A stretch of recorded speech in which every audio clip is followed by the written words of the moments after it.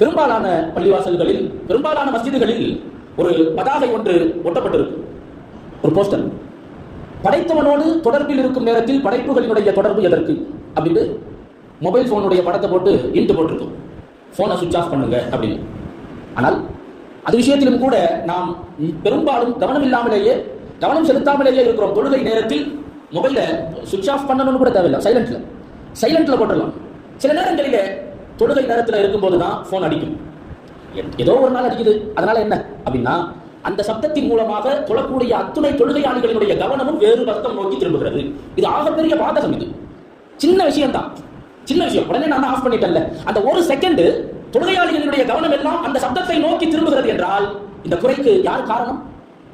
நம்முடைய கவனமின்மையால் தொழுகையாளிகளுடைய கவனம் சிதறுகிறது என்றால் இது பெரும் பாதகம். இது எனவே இது போன்ற செயல்களில், இது போன்ற விஷயங்களில் நாம் மிகுந்த கவனத்தோடு நாம் இருக்க வேண்டும். சில நேரத்தில் எல்லாம் தொழுகையில் இருக்கும்போது அடுத்தடுத்து போன் வந்துகிட்டே இருக்கும். தொழுது முடிச்ச உடனே போன் அடிச்சு நான் தொழுதுகிட்டு இருக்கிற, தொழுகையில் இருக்கிறேன்னு தெரியாதா, போன் பண்ணிக்கிட்டே இருக்கு. நாம தொழுகையில் இருக்கிறோங்கிறது அவங்களுக்கு தெரியாது, நமக்கு தான் தெரியும். நாம தொழுகையில் இருக்கிறோங்கிறது நமக்கு தான் தெரியும். அப்ப நாம என்ன செய்யணும்? தொழுகை நேரமாகிடுச்சு, தக்பீர் கட்ட போறோம், தொழ போறோம் அப்படின்னு சொன்னா அதற்கான முன்னேற்பாடுகளை நாம் தான் செய்ய வேண்டும். போனை அணைத்து வைப்பது, அந்த போனை சைலண்ட்ல வைப்பது, அது விஷயத்திலே கவனம் எடுக்க வேண்டியது நாம இருக்கும். மிக குறிப்பாக சொல்வதானால் இளைஞர்கள், வாலிபர்கள் பள்ளிவாசலினுடைய மாண்புகள், அதனுடைய மகத்துவம் குறித்த யதார்த்தமான புரிதல் முழுமையாக பெறாதவர்களாக ஒரு சில இளைஞர்கள் பள்ளிவாசலுக்கு வெளியிலே எப்படியோ அதே போன்றே பள்ளிவாசலுக்கு உள்ளே சில நேரங்கள்ல எல்லாம் பார்க்கலாம். பள்ளிவாசலுக்கு வெளியில உட்கார்ந்துட்டு பசங்க வெளியில இருக்கும்போது இந்த கூட்டாக ஒன்னா சேர்ந்து உட்கார்ந்து கேம் விளையாடுறது, போன் ஏதாவது கனெக்ட் பண்ணி பேசுறது, இப்படியான நிலைகளை சில நேரங்களில் பள்ளிவாசல்களிலேயும் கூட பார்க்க முடிகிறது.